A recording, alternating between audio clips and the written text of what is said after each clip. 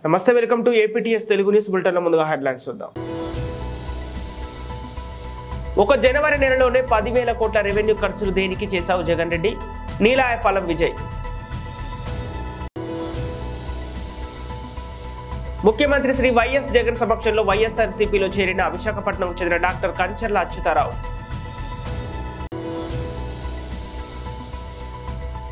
మాజీ మంత్రి మల్లారెడ్డికి మరోసారి షాక్ ఇచ్చిన ఐటీ.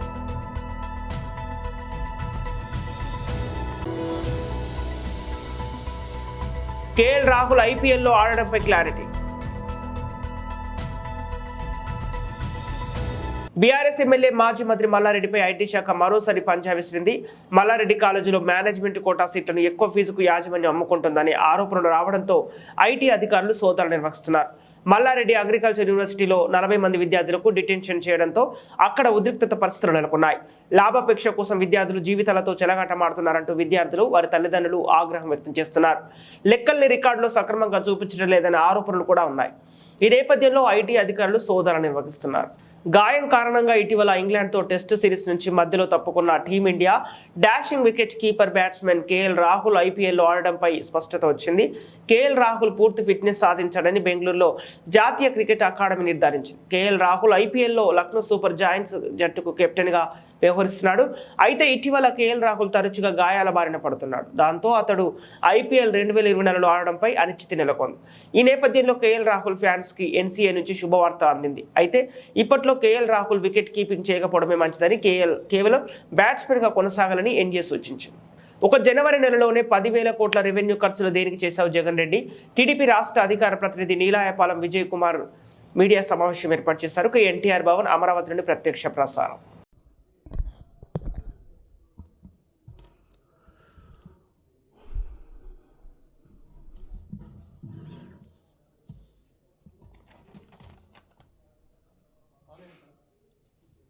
ఓకే,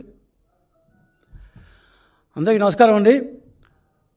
జగన్మోహన్ రెడ్డి గారి ప్రభుత్వం తుది దశకు చేరుకుంటున్న తరుణంలో విచ్చలవిడిగా ఖర్చు పెట్టేస్తున్నారు. ఎందుకు ఖర్చు పెడుతున్నారో, ఎక్కడి నుంచి డబ్బులు తెస్తున్నారో, రకరకాల మార్గాల ద్వారా అప్పులు తెస్తూ ఆ డబ్బుల్ని విచ్చలవిడిగా, అంటే బడ్జెట్కి ఏమాత్రం సంబంధం లేకుండా ఒక్కొక్క నెలలో రెవెన్యూ ఖర్చు అనే పద్దు కింద అన్నిటినీ ఖర్చు చెప్పకుండా రెవెన్యూ ఖర్చు అంటూ చెప్తూ వేల కోట్లు ఖర్చు పెట్టేస్తున్నారు. ఉదాహరణకి క్యాగ్ లెక్కల ప్రకారం, మనకున్న సమాచారం ప్రకారం క్యాగ్ లెక్కలు చూస్తే జనవరి మాసానికి క్యాగ్ లెక్కలు వచ్చాయి. దీని ప్రకారం చూస్తే ఒక్క జనవరి నెలలోనే మాత్రమే రెవెన్యూ ఖర్చు, అంటే రోజువారీ ఖర్చు అంటారు దాన్ని. సో రెవెన్యూ ఖర్చు కింద దాదాపు 10,300 కోట్లు ఖర్చు పెట్టారు. ఈ 10,300 కోట్లు ఎందుకు ఎక్కువ ఉంటున్నారంటే, జనరల్గా ప్రతి నెల రెవెన్యూ ఖర్చు ఒక 4-5 వేల కోట్లు ఉంటుంది. మ్యాక్సిమం 6,000 కోట్లు 7,000 కోట్లు ఎప్పుడు దాటదు. గత సంవత్సరం కానీ దాని ముందు సంవత్సరం కానీ ఈ జనవరి మాసానికి ముందు మంత్స్లా కానీ ఎక్కడ కూడా 6-7 వేల కోట్లు దాటం లేదు.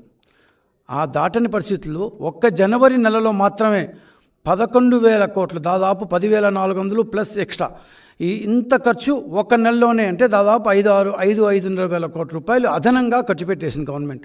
కానీ క్యాగ్కి ఇచ్చిన లెక్కల్లో మాత్రం 10,300 కోట్లు రెవెన్యూ ఖర్చు అంటూ చిన్న పద్ధతిని చూపిస్తారు.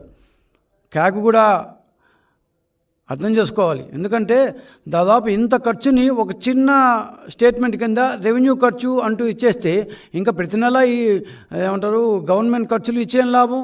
10,300 కోట్లు ఖర్చు పెట్టాము రెవెన్యూ ఖర్చు కింద, అంటే ఆ 10,300 కోట్లు బ్రేకప్ ఇవ్వకపోతే ఏం లాభం? క్యాగ్ యొక్క పారదర్శకత ఇక్కడ ఎక్కడొస్తుంది? సరే, ఇప్పుడు ఇంత ఖర్చు ఒక నెలలోనే ఎక్స్ట్రా పెట్టినప్పుడు అందరూ ఏమంటామంటే, అబ్బా జగన్మోహన్ రెడ్డి గారు ఏదో పెద్ద ప్రాజెక్ట్ పెట్టారు, లేకపోతే ఒక పెద్ద స్కీమ్ ఇచ్చారు, సంతోషం లేక కనీసం ఖర్చు పెట్టారు అనుకుందాం.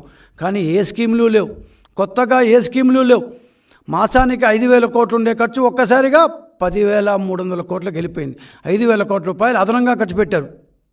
మిగతా ఖర్చులు అంటే వడ్డీలు కట్టడం, సబ్సిడీలు, సిబ్బంది జీతాలు, పెన్షన్లు ఇవేవీ మారలేదు, ఇవన్నీ అట్లే ఉన్నాయి. కానీ ఖర్చు మాత్రం ఒక్కసారిగా 10,300 కోట్లకు వెళ్ళిపోయింది. ఏ అస్మదీయులకి పేమెంట్లు ఇచ్చారు, ఏ కాంట్రాక్టర్లకి పేమెంట్లు ఇచ్చారు, ఎన్నికలు వచ్చేసాయి, కోడ్ వచ్చేస్తుంది అంటూ జనవరి నెలలోనే మీ పందేరానికి తెరలేపేశారా?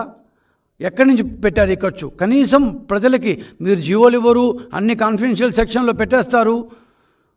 అంటే ప్రజలకు ఏమాత్రం తెలియకుండా, ఏమాత్రం పారదర్శకత అనేది లేకుండా, ట్రాన్స్పరెన్సీ అనేది సున్నా, మీరు ఖర్చు మాత్రం బ్రహ్మాండంగా పెట్టేస్తారు. 5,000 కోట్ల రూపాయలు ఎక్కడికి వెళ్ళాయి? ఈ రెవెన్యూ ఖర్చు అని పెట్టిన దీంట్లో అసలు ఏం ఖర్చు పెట్టారు? ఏ కాంట్రాక్టుల కోసం, ఇందాక నేను చెప్పినట్టు ఏ అస్మదీయుల కోసం ఈ ఖర్చు అయింది? అసలు రెవెన్యూ ఖర్చు ఏంటి అంటే మామూలు సామాన్యులకి డౌట్ రావచ్చు, ఏంది రెవెన్యూ ఖర్చు అంటే? కాఫీలు, టీలు, డీజిల్లు, పెట్రోలు, కాంట్రాక్టుల పేమెంట్లు, ఏదైనా సరే రోజువారీ పేమెంట్లో రెవెన్యూ ఖర్చు ఉంటారు. స్పెసిఫిక్గా ఒక్కొక్క స్కీమ్ ఇచ్చినప్పుడు నాన్ ప్లాన్ ఎక్స్పెండిచర్ అంటారు, ప్లాన్ ఎక్స్పెండిచర్. ఇప్పుడు ఆ యొక్క 2 పదాలు లేవు, కేవలం రెవెన్యూ ఎక్స్పెండిచర్, క్యాపిటల్ ఎక్స్పెండిచర్ 2 ఉన్నాయి. ఏదన్నా అదనంగా స్పెసిఫిక్ స్కీములు పెడితే ఆ స్కీములు పేర్లు ఇస్తారు. సో మొత్తానికి క్యాగ్కి ఇచ్చిన రిపోర్ట్లో సింపుల్గా రెవెన్యూ ఎక్స్పెండిచర్ అంటే 2,09,000 కోట్ల రూపాయలు ఈ సంవత్సరం ఖర్చు పెడితే 87,000 కోట్ల రూపాయలు రెవెన్యూ ఎక్స్పెండిచర్. మరి ఈ లెక్కలు ఎప్పుడు వస్తారా బాబు అంటే సంవత్సరం తర్వాత వస్తాయన్నమాట. నెక్స్ట్ బడ్జెట్ ఇస్తారే అప్పుడెప్పుడో అప్రోప్రియేషన్ ఆఫ్ అకౌంట్స్ అని చెప్పి ఒక్కొక్క పద్దులో ఏం ఖర్చు పెట్టారు అంటూ వస్తుంది. అది మనకి అట్లా అర్థం కాదు, మన దాకా రాదు. అప్పటికి పుణ్యకాలం పూర్తయిపోయింటుంది. సో ఎలక్షన్ ముందర ఈ ఖర్చు ఎందుకు పెడుతున్నారు? కాగ్ లెక్కల ప్రకారం జనవరి మాసంలో జనరల్గా ప్రతి మాసం 4,500 నుంచి 5,500 కోట్ల రూపాయలు అప్పు చేస్తున్నాడు జగన్మోహన్ రెడ్డి. అదే ఎక్కువ ఉంటున్నాం. ఈ సంవత్సరంలో జనవరి మాసం దాకా దాదాపు 72,000 కోట్ల రూపాయలు అప్పులు చేశారు. ప్రతి నెల 5,6,000 కోట్ల రూపాయలు అప్పులు చేసే జగన్మోహన్ రెడ్డి గారు జనవరి నెలలో 8,484 కోట్ల రూపాయలు అప్పు చేశారు. 8,484 crores. రెవెన్యూ ఖర్చేమో 10,368 కోట్లు. ఒక 2,000 కోట్ల రూపాయలు అదనంగా 2,500 కోట్ల రూపాయలు అదనంగా అప్పు చేశారు ఈసారి. అసలు ఈ అప్పు ఎక్కడి నుంచి వచ్చింది అంటూ ఆర్బీఐ సైట్కి పోయి చూసాం మేము. ఆర్బీఐలో కరెక్ట్గా ప్రతి వారం ఎంతెంత అప్పు తీసుకుంటుందో నికరంగా ఇస్తారు. నాట్ ఓన్లీ ఆంధ్రప్రదేశ్, ప్రతి రాష్ట్ర ప్రభుత్వం ఎంతెంత ఆర్బీఐ ద్వారా అప్పు తీసుకుంటుంది. ఆర్బీఐ దీంట్లో చాలా నిశితంగా పరిశీలిస్తే జనవరి మాసంలో 6,550 కోట్లు మాత్రమే అప్పు తీసుకోఉంది ఆంధ్రప్రదేశ్ ప్రభుత్వం. 6,550 crores ఆర్బీఐ ద్వారా. మరి 8,484 కోట్ల రూపాయలు అని చెప్తున్న క్యాగ్ తప్ప, లేకపోతే ఆర్బీఐ తప్ప? లేదు, ఇద్దరూ కరెక్టే. క్యాగ్ లెక్క ప్రకారం 8,400 తీసుకుంది, 484 కోట్ల రూపాయలు, 8,484 crores. ఆర్బీఐ ద్వారా 6,550 crores. ఈ మధ్యలో 2,100 కోట్లు ఉంది. ఏదో కార్పొరేషన్ నుంచి దొంగ లెక్కల ద్వారా తీసేసుకున్నారు. ఏపీఎండిసిలో తీసుకున్నారు. దానికి నెక్స్ట్ వద్దాము. ఇది ఎవరికీ తెలియకుండా ఆర్బీఐ ద్వారా తీసుకోలేదు. మరి ఎక్కడేం చూసుకున్నట్టు? ఏ కార్పొరేషన్ చూసుకున్నారో, ఏ ప్రభుత్వ శాఖ నుంచి సొమ్ము గవర్నమెంట్కి దారి మళ్లించుకున్నారో, ఏ కార్పొరేషన్ నుంచి భయపెట్టో, బెదిరించో, బామాలో ఖర్చు బతిమాల్లో అంటూ ఉండదులే. సేపటికి వార్నింగ్ ఇవ్వడం బెదిరించడమే కదా. సో బెదిరించి మరి ఏ కార్పొరేషన్ అప్పు తీసుకున్నారు మహాశయ? చెప్పాల్సిన అవసరం లేదంటారా? 2,000 కోట్ల రూపాయలు అదనంగా మీరు ఎక్కడి నుంచో తీసుకున్నప్పుడు కనీసం ఆ మాట ప్రజలకు చెప్పాల్సిన అవసరం లేదా? మీ ఇష్టం వచ్చిన ఖర్చు పెట్టుకోవచ్చా? పోనీ లేదు ఇది మామూలు ఖర్చే, ప్రతిసారి పెట్టే ఖర్చే అని బుగ్గన రాజేంద్ర గారు కావచ్చు, లేకపోతే ఆయన దువ్వూరు కృష్ణ గారు వస్తారా, ఇది మామూలు ఖర్చు, ఏం లేదు మామూలు పెడుతున్నాం, కొత్త మీరు ఊరికే మా మీద అభాండాలు వేస్తారు, మీకు అసలు తెలియదు, అది ఇది మేమంతా ఫ్రెషర్లు కిషర్లు అంట ఆయన చెప్తారు. మీరు చాలా తెలియగల వాళ్ళు, చాలా ఎక్స్పీరియన్స్డ్ వాళ్ళు.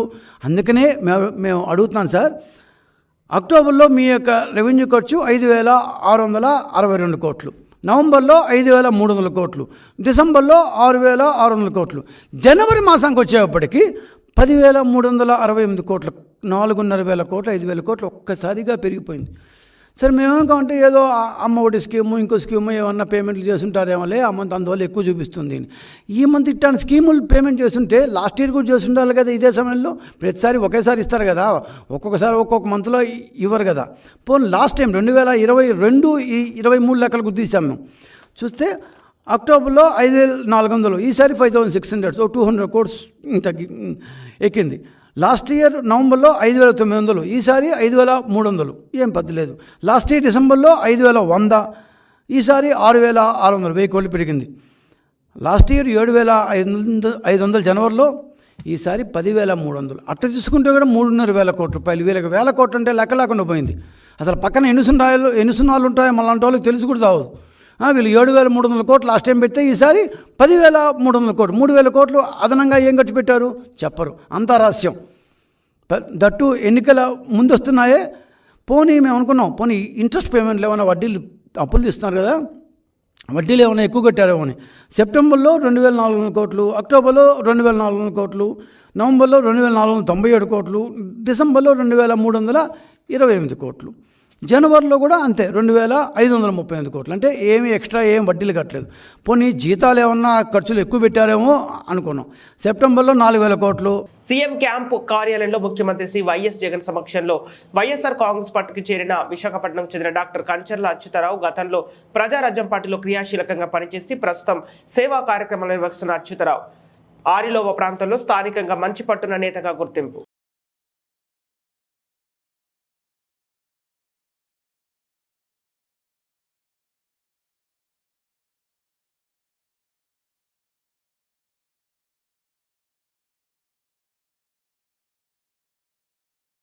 కరీంనగర్ జిల్లా గన్నాయవారం మండలంలో గుండ్లపల్లి నుండి పొత్తూరు వరకు డబుల్ రోడ్డు శాంక్షన్ అయిన ప్రజలకు నోచుకోలేక ప్రజలు పడుతున్న ఇబ్బందులు అన్ని ఇన్ని కావు. అప్పటి టీఆర్ఎస్ ప్రభుత్వంలో శిలాఫలకాలకు శంకుస్థాపనలే తప్ప ఇలాంటి పురోగతి లేని రోడ్డు ఇప్పటికైనా ప్రభుత్వం మారింది. ఈ కాంగ్రెస్ ప్రభుత్వం ఎమ్మెల్యే ఈ పనిలో పురోగతి సాధిస్తాడని ప్రజలు కొండంత ఆశలతో ఎదురు చూస్తున్నారు.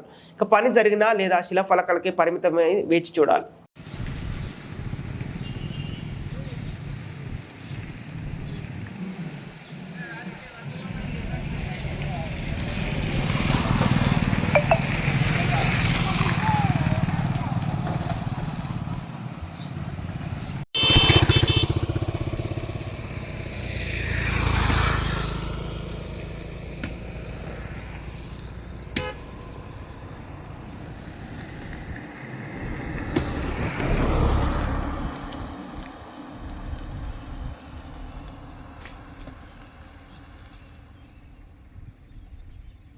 మూగజీవుల రోదనను అర్థం చేసుకుని ప్రజాప్రతినిధులు ఉన్నతాధికారులు మానవత్వంతో ఆలోచించి ఒక పరిష్కారం చేయాల్సిందిగా గోసం రక్షణ సేవా సమితి అధ్యక్ష కార్యదర్శి కార్యవర్గ సభ్యులు పలు స్వచ్ఛంద సంస్థల నిర్వాహకులు ప్రజలు కోరుతున్నారు.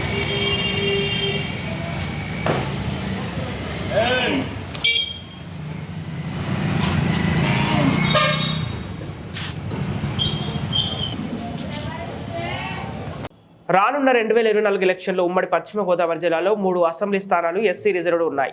ఈ 3 స్థానాల్లో మాదిగ సోదరులకు కేటాయించడం మీ పార్టీలోనే పనిచేసిన మా మాల సోదరులకు ఇవ్వకపోవడం మీ పార్టీలో ఉన్న మాలల్ని అవమానించడం అవుతుంది. అలాగే మమ్మల్ని అందరినీ బాధ పెట్టడం జరిగిందని దానికి మూల్యం మీరే చెల్లించుకోవాల్సి ఉంటుందని మాల మహాసేన జాతీయ అధ్యక్షులు ఆలగ రవికుమార్ అన్నారు. ఏలూరు జాతీయ కార్యాలయం వద్ద జరిగిన ముఖ్య నాయకుల సమావేశంలో మాల మహాసేన నాయకులు ఈ విధంగా స్పందించారు. ఇది వరకు మాట్లాడుతూ మాదిగలకు ఎస్సీ వర్గీకరణ చేసి న్యాయం చేశారని చెప్పిన మాట వాస్తవం కాదని అన్నారు. మానిపోయిన గాయాన్ని తిరిగి గుర్తు చేసి ఎన్నికల వాతావరణంలో మాలలను బాధ పెట్టడం సరైంది కాదని ప్రశ్నించారు. ఇక దీనికి టీడీపీ పార్టీలో ఉన్న మాలలంతా స్పందించాలని ఆయన కోరారు. జగన్మోహన్ రెడ్డి 27 సంక్షేమ పథకాలు రద్దు చేస్తే ఈ రాష్ట్రంలో మందకృష్ణ మాదిగ సోదరుడు ఏమైపోయాడు, ఎందుకు స్పందించలేదని అన్నారు. ఈ రాష్ట్రంలో మాల మహాసేనతో పాటు అనేక దళిత సంఘాలు, అనేక మంది మాల నాయకులు పెద్ద ఎత్తున ధర్నాలు చేశారని సభలు నిర్వహించారు. ప్రజలలో చైతన్యపరిచి మాలలను గుర్తు చేశారు. అందరికి జై భీమ్, జై భీమ్, జై భీమ్, జై భీమ్. నా పేరు ఆలగ రవికుమార్, మాల మహాసేన జాతీయ అధ్యక్షుడిని. ఈరోజు తెలుగుదేశం అధినేత నారా చంద్రబాబు నాయుడు గారి యొక్క వ్యవహార శైలి మాలల్ని చాలా బాధిస్తుంది. ఎందుచేతనంటే పశ్చిమ గోదావరి జిల్లాలో 3 ఎస్సీ కాన్స్టిట్యున్సీలు ఉంటే 3 ఎస్సీ కాన్స్టిట్యున్సీలో కూడా మాదిగ సోదరులే నియమించడం, ఆ పార్టీలో కష్టపడినటువంటి మాల సామాజిక వర్గం చెందినటువంటి మీ నాయకుల్ని పక్కన పెట్టడం చాలా బాధాకర విషయం. అలాగే కృష్ణా జిల్లాలో కూడా మరి 3 మాల స్థానాల్లో 3 అసెంబ్లీ స్థానాల్లో 3 కూడా మాదిగల్ని నిర్మించడం, మాలను కూడా పక్కన పెట్టడం అనేది చాలా బాధాకరం. ఈ రాష్ట్రంలో 1,000 మందికి పైగా మాల ఉన్నటువంటి విషయం, మేజర్ కమ్యూనిటీ మాల అని చెప్పేసి మీకు తెలుసు. అయినప్పుడు కూడా మీరు మాలల్ని మీ దగ్గర చేర్చుకోకపోవడం, మాలలకి సరైన వాగ్దానం చేయకపోవడంలో మరి మీ యొక్క వ్యవహార శైలి ఏంటో, మీ యొక్క ఆలోచన ఏంటో, మీ అంతరాంగం ఏంటో మాకు తెలియకుండా పోతుంది. మొన్న కూడా బహిరంగ మీరే చెప్పారు, నేను ఏ ఎస్సీ వర్గీకరణ నేనే ఆజ్యం పోశాను, నేనే కింగ్ని తోపుని తురిమి అన్నట్టుగా గొప్పలు చెప్పుకున్నారు. కానీ ఈ రాష్ట్రంలో గుర్తుపెట్టుకో చంద్రబాబు, ఈ రాష్ట్రంలో అధిక శాతం మాలు ఉన్నామనేటువంటి విషయాన్ని మాత్రం నువ్వు గుర్తుపెట్టుకో. ఎందుకంటే గతంలో ఈ ఒంటెద్దు పోయి నీ యొక్క పదవికి నువ్వే అసలు పెట్టుకునే పరిస్థితి తీసుకొచ్చావు. కానీ ఇప్పుడున్నటువంటి పరిస్థితుల్లో కొన్ని వ్యవహార శైలి మార్చుకో. ఈ రాష్ట్ర వ్యాప్తంగా జగన్మోహన్ రెడ్డి గారు 27 సంక్షేమ పథకాలు తీసేసినప్పుడు మరి ఎక్కడ ఏ ఎంఆర్పిఎస్ నాయకుడు మందకృష్ణ మాదిగ మాట్లాడా? లేకపోతే ఎక్కడ ఆయన లీడర్లు ఎవరైనా మాట్లాడారా? ఎవరు మాట్లాడలే. మరి చంద్రబాబు మరి జగన్మోహన్ రెడ్డి గారిని గో బ్యాక్ జగన్ అన్నది మేమే, జగనే డౌన్ అన్నది మేమే. 27 సంక్షేమ పథకాలు తీసేసినప్పుడు కానీ ఎంతమంది దళిత నాయకులు ఉన్నారు? ఆలగరావు కుమారే కానివ్వండి, ఈ రాష్ట్రం అనేక మంది దళిత నాయకులు అందరూ కూడా గళమెత్తి జగన్మోహన్ రెడ్డిని నేను దించుతామని చెప్పేసి మేము విమర్శలు చేసింది మేమే, మాలమే. ఏ మాది సోదరుడు కూడా మీ గేటు దాటి బయటికి రాలేదు, బోర్డు దాటి బయటికి రాలేదు. కానీ మరి నువ్వు ఇంత పోరాటం చేసినటువంటి మాల సామాజిక వర్గాన్ని నువ్వు విస్మరించడం అనేది నువ్వు చేసేటువంటి దుర్మార్గమైన చర్య. ఇప్పటికైనా మార్చుకోలేనట్టయితే నీకు తగిన మూల్యం నువ్వే చెల్లించుకునేటువంటి పరిస్థితులు నీకే వస్తాయని చెప్పేసి నేను మనవి చేస్తాం. అదేవిధంగా రాయపాటి అరుణ జనసేన నాయకురాలు, ఆవిడని కూడా కులం పేరుతో తిట్టి జనసేన పార్టీ నాయకులు దూషించినప్పటికీ ఇవాళ కూడా పవన్ కళ్యాణ్ గారు స్పందించలేదు. దయచేసి పవన్ కళ్యాణ్ కూడా స్పందించాలని చెప్పేసి నేను మనవి చేస్తున్నా. ఇప్పుడైనా కూడా నీ వ్యవహార శైలి మార్చుకోకపోతే నీకు తగిన గుణపాఠం చెప్తారు, ప్రజలే గుణపాఠం చెప్తారు. నీ దగ్గర నీ టీడీపీ పార్టీలో ఉన్నటువంటి వ్యక్తులు కూడా చాలామంది కరడుగట్టినటువంటి జాతి ప్రేమికులు ఉన్నారనే విషయాన్ని నువ్వు గుర్తుపెట్టుకోవాలని చెప్పేసి మనవి చేస్తాను. జై భీమ్, జై మాల మహాసేన. బులెటిన్ ముగించే ముందు హెడ్లైన్స్ మరోసారి. ఒక జనవరి నెలలోనే 10,000 కోట్ల రెవెన్యూ ఖర్చులు దేనికి చేశావు జగన్ రెడ్డి? నీలాయపాలెం విజయ్. ముఖ్యమంత్రి శ్రీ వైఎస్ జగన్ సమక్షంలో వైఎస్ఆర్సీపీలో చేరిన విశాఖపట్నం చెందిన డాక్టర్ కంచర్ల అచ్యుతారావు.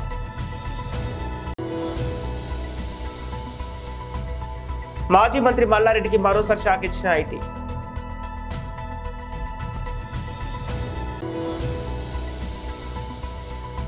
కేఎల్ రాహుల్ ఐపీఎల్లో ఆడడంపై క్లారిటీ.